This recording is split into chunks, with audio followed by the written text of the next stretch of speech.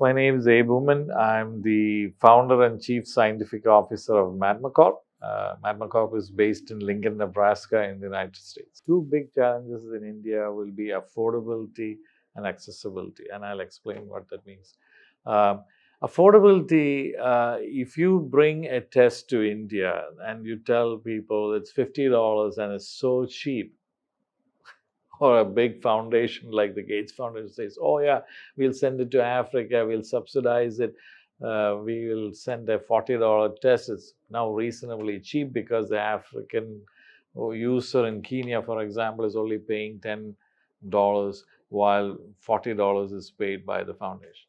Well, I don't think that's going to be the future.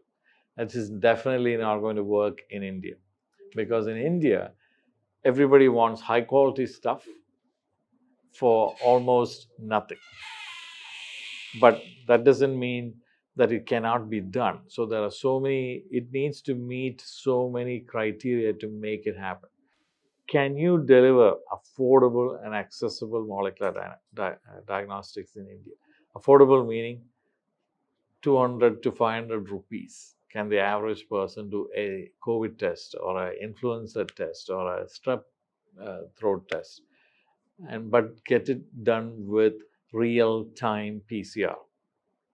Because whether people like it or not, the COVID pandemic has made real-time PCR the gold standard of molecular diagnostics. So that the average community now understands. The average person knows what PCR is. So if you can say all you want, that I have isothermal methods, I can do it in 15 minutes, fine and dandy, hospitals will buy those.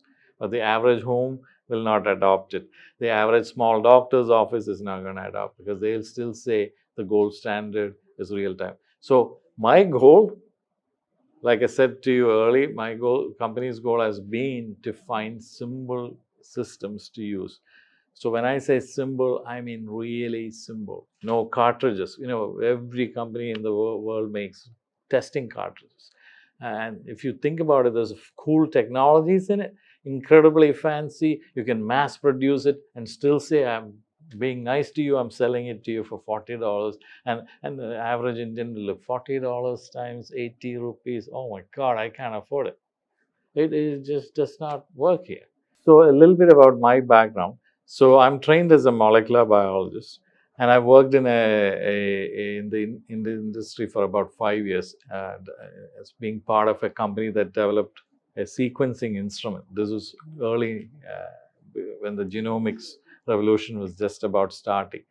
Then I started a company that took those machines and provided services, and then that quickly grew into today. It was acquired by another company in 2010, but today that startup became the dominant company for providing genomics. And a lot of people don't know about it because it's focused only on the animal side.